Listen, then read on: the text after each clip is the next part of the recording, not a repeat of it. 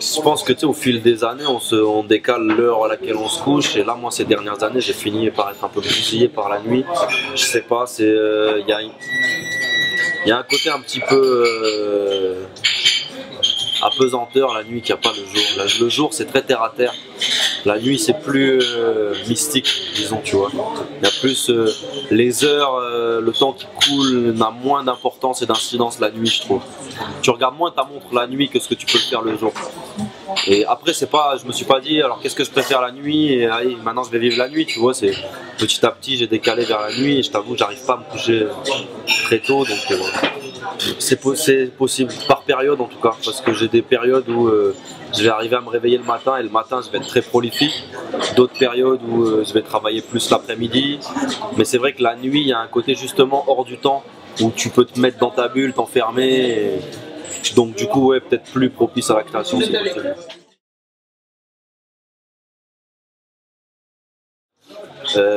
L'école new-yorkaise c'est vraiment ce qui m'a bousillé depuis tout jeune. Et disons qu'en tant qu'auditeur, ces 3 dernières années, j'ai beaucoup fait évoluer ce que j'écoute.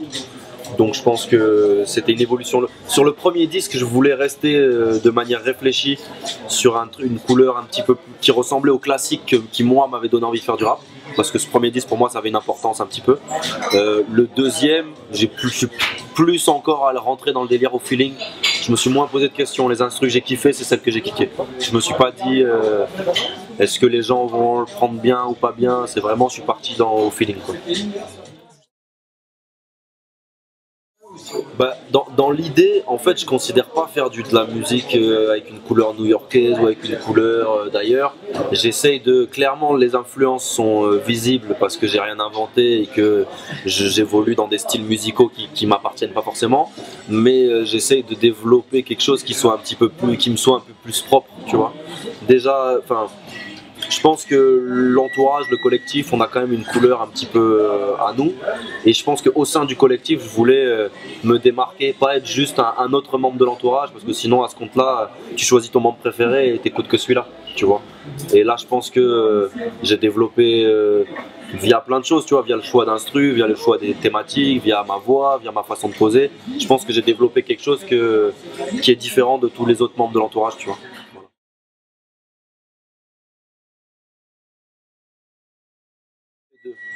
Un peu les deux. Il y a plusieurs trucs déjà. Dans ce que j'écoute, même dans le rap dans son ensemble, que ce soit en Europe ou aux États-Unis, les BPM se sont quand même bien ralentis ces dernières années. Et je pense que sans vouloir suivre le mouvement, involontairement quelque part, ce que tu entends ça t'influence et tu finis par suivre un petit peu le mouvement malgré toi. Et à aujourd'hui, c'est vrai que j'ai beaucoup plus, j'écoute les 3/4 des BPM que j'écoute, ils sont beaucoup plus lents qu'avant. Avant New York c'était 80-90 BPM voire plus. Là maintenant on a descendu à 80, 70, 60 des fois, tu vois. Et je trouve ça plus planant et ça va plus avec le style de vie que je mène aujourd'hui.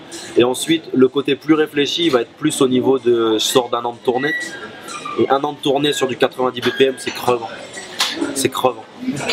Donc du coup, franchement, là je sais que je vais plus m'amuser cette fois-ci. Parce qu'il y a des morceaux, avec des BPM qui pulsent, où je vais m'amuser, où je vais envoyer des trucs un peu plus impressionnants sur scène parce qu'il y a du débit. Mais dans l'ensemble, c'est des BPM un peu plus posés qui vont me permettre d'installer un genre d'atmosphère un petit peu plus, j'allais dire convivial, ce serait pas le bon mot, mais tu vois un peu plus posé, tu vois un peu plus propice à le mec qui est dans le public. Il va pas juste être là à faire ça tout le long, tu vois. Il peut se poser un peu et écouter le propos, se prendre la musicalité, les mélodies, tu vois, qu'il y avait peut-être moins dans le premier EP.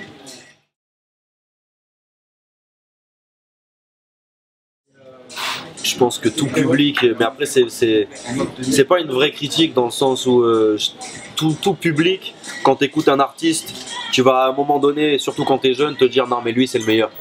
Et une fois que tu t'es dit lui c'est le meilleur, tu vas le défendre jusqu'à la mort, tu veux rien savoir des autres rappeurs, tu vois ce que je veux dire. Et donc du coup même moi, tu vois, j'ai eu des périodes où plus jeune, tel ou tel MC, je voulais rien entendre d'autre, c'était lui c'est le plus fort. Si tu me dis que lui il est pas fort, mais t'es fou, ça va pas, tu vois. Et donc du coup je sais qu'il y a des jeunes qui vont se dire ouais non mais Dean Burbigo c'est le meilleur, là, là, je le lis, je le vois, je l'entends.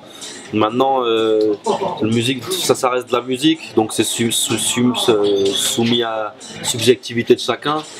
Je pense pas qu'il y ait le meilleur, qu'il y ait un meilleur, tu vois, que ce soit aux États-Unis ou ici ou ailleurs. il y a des MC dans différents créneaux et en fonction de, enfin tu vois, des susceptibilité de chacun, tu vois, tu peux dire lui c'est mon préféré, mais après dire c'est le meilleur. Moi les rappeurs que t'entends dire c'est moi le meilleur, ils m'amusent gentiment, tu sais. Je les inviterai tous ceux qui disent ça, je les inviterai bien dans des nouveaux battles, tu sais. Parce qu'il y en a, honnêtement, sur la scène, il n'y a personne qui fait très peur, tu vois, ou en tout cas pas dans ceux qui sont très médiatisés.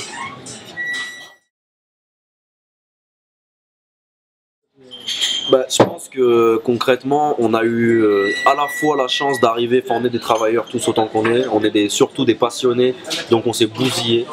Et au moment où on était le plus chaud, c'est-à-dire où on passait nos journées à rapper, à écrire, à machin, à faire des battles à droite à gauche, on s'est retrouvé sur Rap Contender qui à l'époque avait rien pour devenir quelque chose de ce que c'est devenu, mais qui nous a permis d'avoir un genre de tremplin où tout le monde s'est mis à nous découvrir et à se prendre le truc. Il y a eu une émulation et je pense qu'on a eu la chance de tomber sur le bon truc, à savoir le Rap Contender, au moment où on était chaud, où on était le plus prolifique, productif. Et puis objectivement, je pense que tu aimes ou que tu aimes pas la clique, l'entourage, mon crew, concrètement, je pense qu'il n'y a pas de mauvais rappeurs dedans. Je pense que dans la clique, il y en a qui sont vraiment très bons et qui vont rester sur le paysage musical. Et puis, je pense qu'on a une pléiade un petit peu de visages, de voix, de gens avec des univers un petit peu différents, des gueules, des trucs qui ont fait que toute ce mélange, il y avait tous les bons ingrédients pour créer quelque chose de nouveau. Il n'y avait pas ça dans le rap français, ou en tout cas pas depuis des années. Là, je pense que depuis, on n'a rien inventé. C'est ça que je dis dans le morceau aussi, on n'a rien inventé. On n'a pas inventé le délire des collectifs.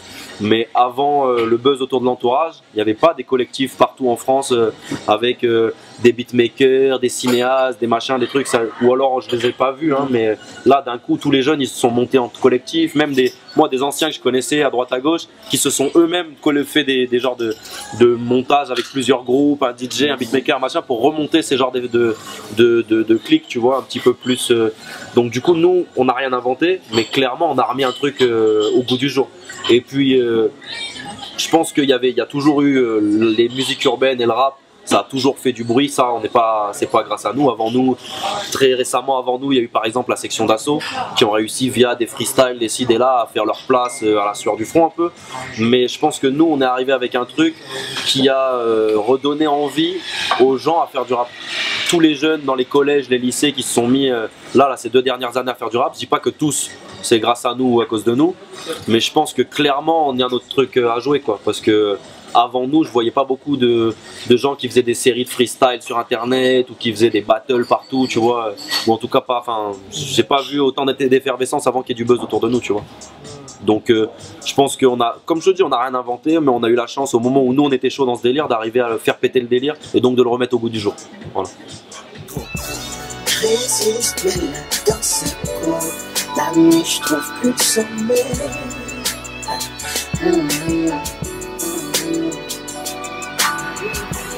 Décide, on me casse les couilles. Je rêve de sommeil.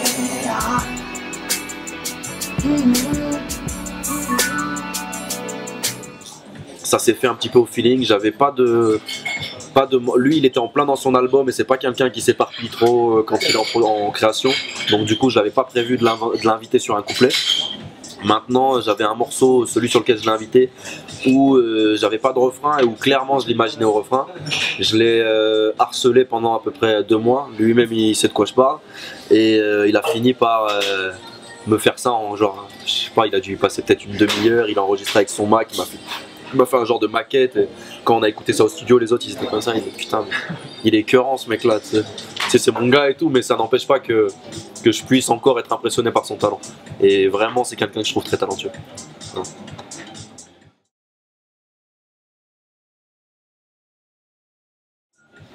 Bah, ça va beaucoup avec ma personnalité, à savoir que ces derniers temps, disons, je suis quelqu'un qui a un parcours un petit peu atypique, je pense, et pas que dans le rap, dans la vie. J'ai frayé dans des classes sociales très différentes. J'ai eu l'occasion d'avoir un cheminement spirituel dont je parle pas beaucoup forcément dans mon rap aujourd'hui, mais où je pense y faire des allusions régulières, déjà dans le premier EP.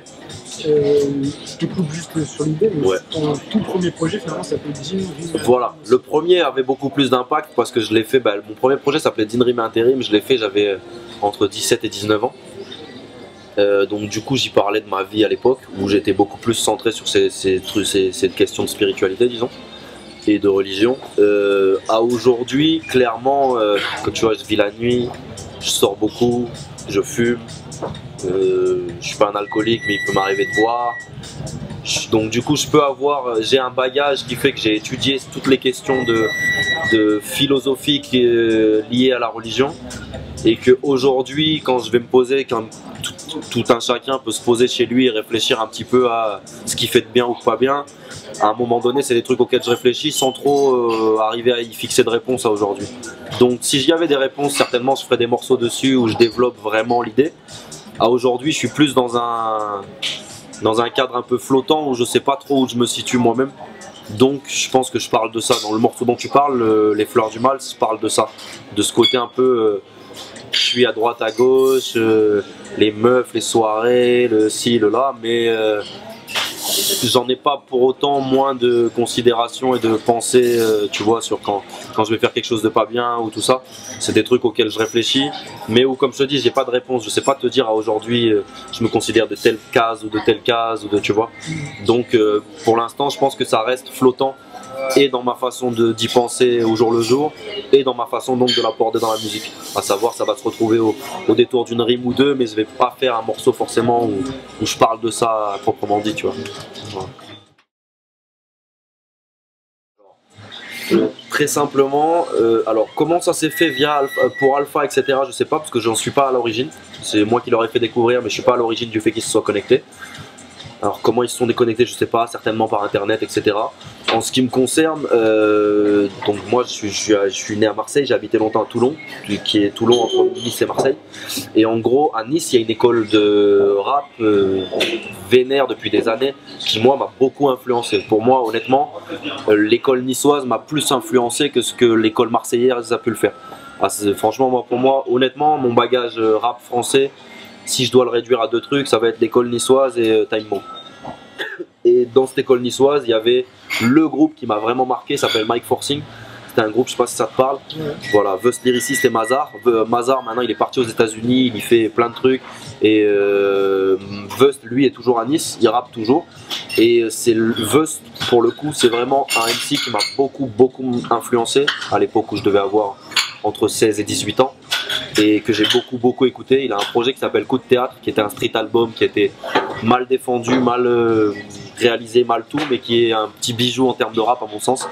Et Infinite fait partie donc du label et du collectif de Vust. C'est un petit peu, j'aime pas le mot parce que ça c'est un peu réducteur, mais quelque part c'est un peu ça, c'est le poulain un petit peu, parce qu'il est plus jeune, tu vois. Vust il est 30 ans passés, alors que Inf il a mon âge, où il a un peu un an ou deux de moins.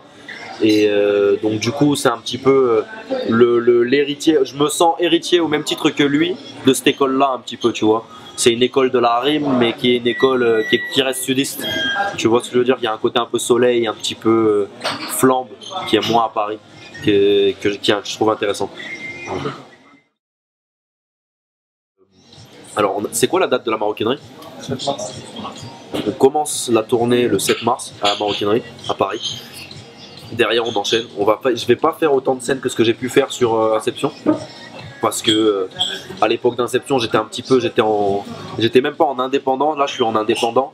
À l'époque j'étais en autoproduction, c'était encore autre chose. C'est-à-dire quand tu es un indépendant, ça veut dire qu'il y a un label avec toi, qu'il n'y a pas une maison de disques, mais il y a un label qui est là, qui organise et qui fait les choses un petit peu carrées. À l'époque d'Inception, j'étais en autoproduction, je gérais tout seul. Je suis pas un professionnel de la musique, donc j'ai pu faire plein d'erreurs.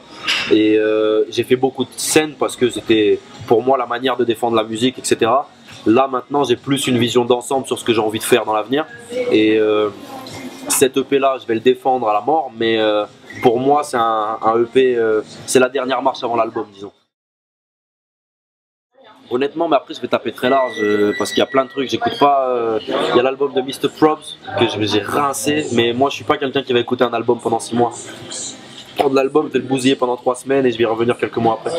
Donc là, les derniers trucs que j'ai trouvé vraiment très chauds, Ouais, il y a eu l'album d'A$AP, il y a eu l'album de Kendrick, il y a eu, je sais pas si c'était un album ou une tape, le dernier projet d'Absoul que je trouve très chaud. Il y a eu Alpha, il y a eu l'album de Schoolboy Q, le dernier que j'ai trouvé très chaud, j'attends le prochain. Le Dom Kennedy, je le crève. Je suis désolé, hein, je réponds à côté, mais c'est dur là de te dire un album, c'est celui-là, non je peux pas. Il y a trop de. J'ai pas là selon l'heure de la journée, l'ambiance, le truc, je vais pas écouter les mêmes trucs. J'écoute l'EP de Jenny Aiko en ce moment, elle me crève elle aussi, elle est beaucoup trop dure. Et tu vois, ça n'a rien à voir, c'est du j'aime pas le mot R&B parce que c'est pas. Ouais, c'est du R&B disons. Donc c'est autre chose. Donc vraiment, j'écoute des trucs un petit peu. Voilà.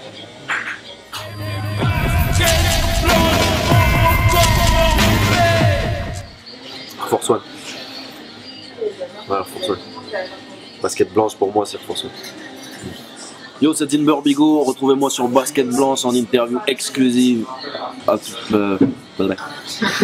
très bien comme ça. Yo, c'est Dinber Bigo, retrouvez-moi en interview exclusive sur Basket Blanche, le site que tu veux suivre.